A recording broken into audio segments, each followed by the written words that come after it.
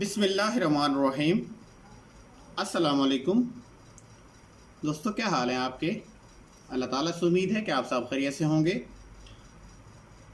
دوستو، آج جس ٹاپک پر میں آپ سے بات کر رہا ہوں وہ ہے ہائی بلڈ پریشر۔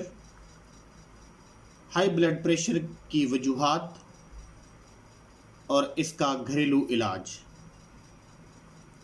دوستو، عام طور پر ہمیں بلڈ پریشر کے زیادہ ہونے کا پتہ ہی نہیں چلتا، اور جب بلڈ پریشر کے زیادہ ہونے کا پتہ چلتا ہے تب تک یہ اپنا کام کر چکا ہوتا ہے، اور اس وقت تک بہت دیر ہو چکی ہوتی ہے۔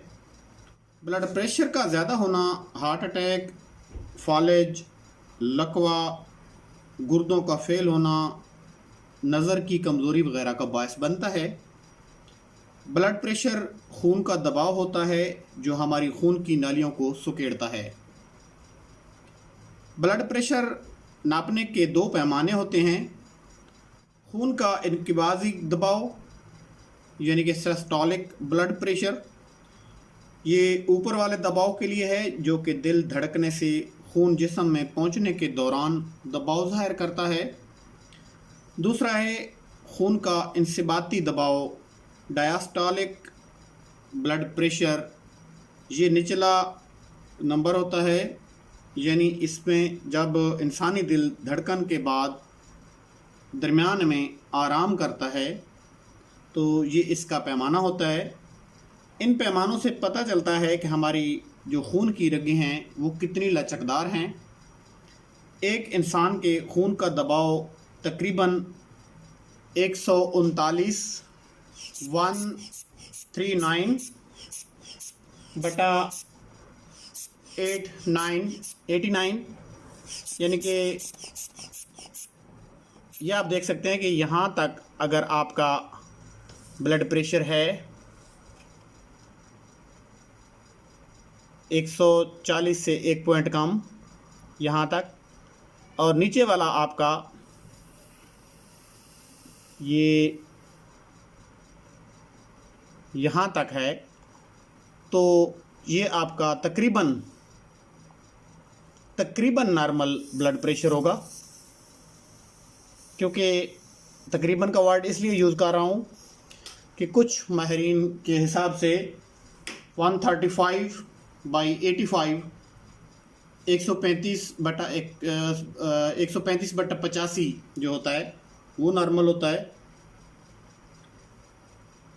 تو یہ اگر اس سے زیادہ ہے 139/89 اس سے زیادہ ہے تو یہ آپ کا ہائی بلڈ پریشر تصور کیا جائے گا۔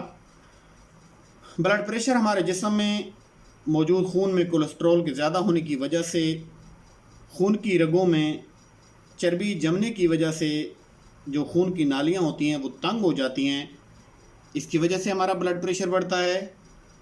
اور اگر معدہ میں گیس موجود ہو تو اس کے دباؤ سے بھی بعض اوقات بلڈ پریشر کو بڑھتے ہوئے دیکھا گیا ہے۔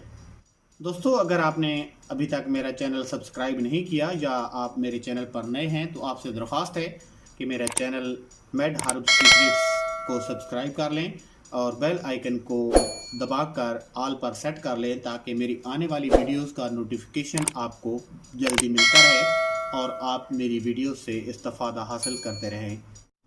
کوشش یہ کی جائے کہ بلڈ پریشر کو متوازن اور صحت بخش غذا کے ذریعے کنٹرول میں رکھا جائے، جیسے کہ دالیں، کم چکنائی والے کھانے، پھل اور تازہ سبزیاں وغیرہ۔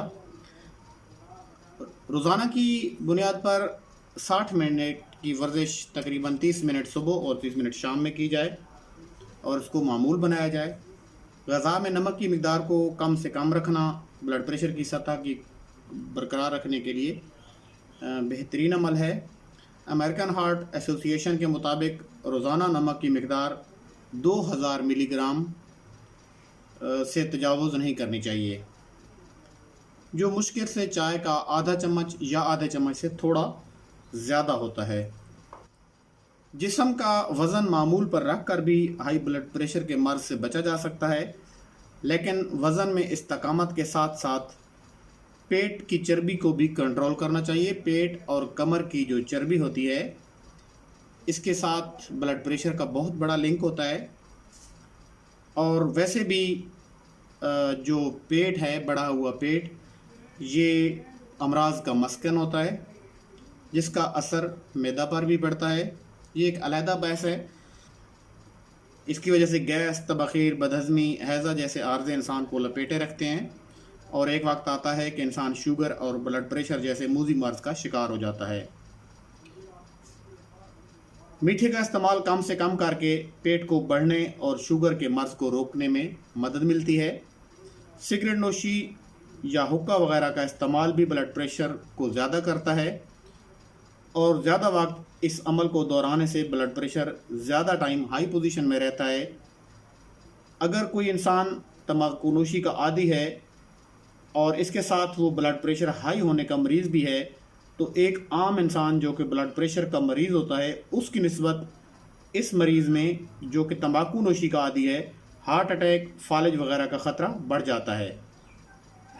اس کے ساتھ ساتھ سگریٹ نہ پینے والوں کے لیے صرف دھواں ہی جو ہے وہ بہت زیادہ نقصان دہ ہوتا ہے۔ جو لوگ سگریٹ کے عادی نہیں ہیں یا سگریٹ نہیں پیتے ہیں، وہ دھوئیں سے بچا کریں، جو لوگ ان کے سگریٹ پی رہے ہوتے ہیں۔ شراب نوشی بھی بلڈ پریشر کو زیادہ کرتی ہے۔ ویسے تو الکوہل کے بہت سے اور بھی طبی نقصانات ہیں، لیکن یہ بلڈ پریشر میں اضافے کا بہت بڑا سبب ہے۔ ایک سروے کے مطابق تقریباً 52% لوگ اس مرض کا شکار ہیں، جن میں سے 42% لوگوں کو پتہ ہی نہیں ہے کہ وہ ہائی بلڈ پریشر کے مریض ہو چکے ہیں۔ یاد رکھیں کہ بلڈ پریشر کو صرف مفروضوں پر ہائی یا لو کے زمرے میں نہ لیں۔ اس کو ناپنے کا ایک طریقہ کار موجود ہے۔ اس کا ایک مخصوص آلہ، یہ جو بی پی سیٹ ہے، اس میں آج کل ڈیجیٹل سیٹ بھی آ رہے ہیں۔ یہ عام طور پہ گھروں میں استعمال کرنے کے لیے بہت اچھا سیٹ ہے۔ تو اس کو استعمال کرتے ہوئے باقاعدہ ریڈنگ لی جائے۔ کچھ لوگ ہائی بلڈ پریشر کے اتنے عادی ہو چکے ہوتے ہیں کہ انہیں محسوس بھی نہیں ہوتا کہ ان کا بلڈ پریشر ہائی ہے، اور نہ ہی پٹھوں کی کمزوری کی وجہ سے پٹھوں کے کھچاؤ اور درد کو، یا معدہ کی گیس کی وجہ سے ہونے والے سر درد کو ہائی بلڈ پریشر کی درجہ بندی میں لیا جائے۔ اس کے علاوہ پستہ کی گریاں بلڈ پریشر کو کم کرنے کی بہت زیادہ صلاحیت رکھتی ہیں۔ تھوڑی سی مقدار میں پستہ کی گریاں روزانہ معمول بنا کر کھانے سے بلڈ پریشر کو کنٹرول کیا جا سکتا ہے۔ مچھلی کو اپنی خوراک کا حصہ بنائیں، اس سے بھی بلڈ پریشر کافی حد تک کنٹرول رہتا ہے۔ مالٹے میں پوٹاشیم بہت زیادہ ہوتا ہے، یہ شریانوں کے افعال کو بہتر کرتا ہے۔ چقندر کا استعمال بھی بلڈ پریشر میں بہت فائدہ مند ثابت ہوتا ہے۔ اس میں غذائی نائٹریٹ کی مقدار بہت زیادہ ہوتی ہے، جو بلڈ پریشر کو کنٹرول کرنے میں مدد دیتی ہے۔ نظام ہضم کے دوران یہ جزو نائٹرک آکسائڈ میں تبدیل ہو جاتا ہے اور جذب ہو کر بلڈ پریشر کو نارمل کرنے میں اہم کردار ادا کرتا ہے۔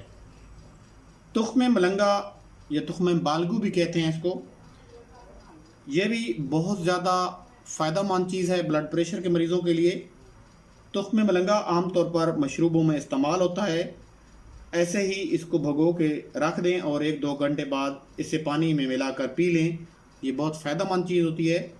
اس کے علاوہ ایک انتہائی سادہ اور آزمودہ نسخہ بتاتا ہوں کہ آپ کسی بھی اچھے پنسار سٹور سے آپ خشک آلو بخارے لے لیں، جتنا آپ افورڈ کر سکتے ہیں اس وقت کے حساب سے، 1 پاؤ لے لیں، آدھا کلو لے لیں۔